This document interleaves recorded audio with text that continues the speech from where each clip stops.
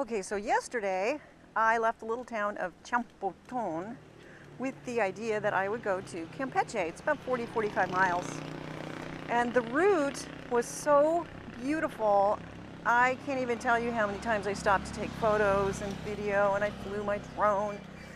And by the time I got to the little town of Ceiba Playa, it was like 12:30, and I thought, maybe I should just stay here. So I couldn't decide if I should stay or I should go, and I went to go check out a hotel. And it was like one of those hotels where there's like a really narrow entrance and then stairs that go straight up to the rooms, and they just didn't have any space for Myrtle. And they were really nice, and they said, well, if you're going to continue on to Campeche, be sure to take the toll road. The old road is too dangerous.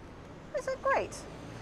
So I continued on and quickly discovered that I was on the old road.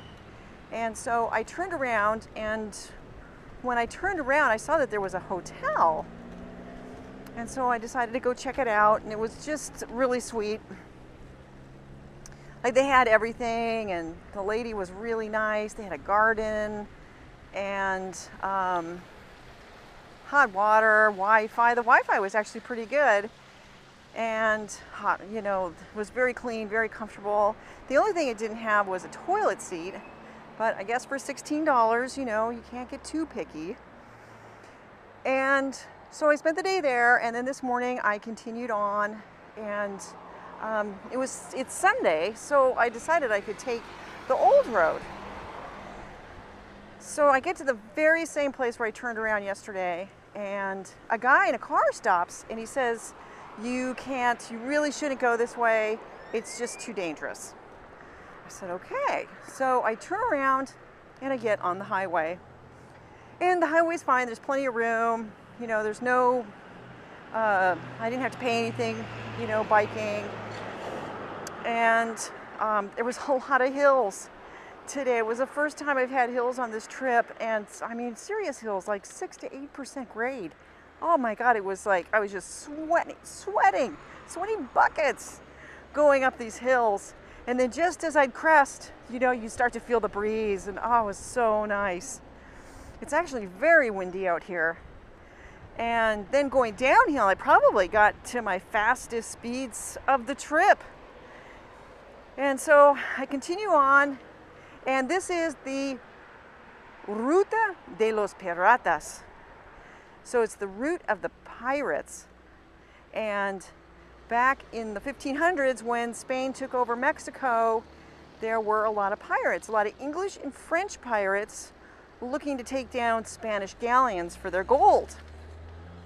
And then there was also a tree that was grown here.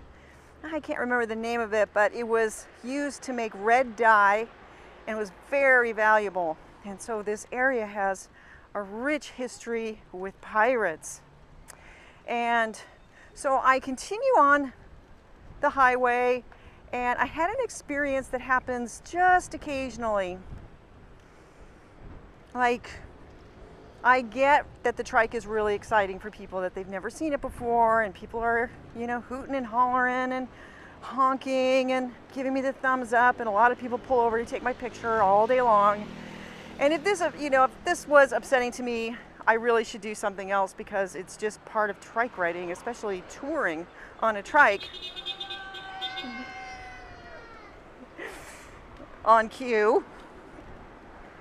And, but sometimes people will just stop in their lane. Like, I was on a major highway, like this was a toll road, and this car just stops in their lane. They don't move over, they don't put their flashers on.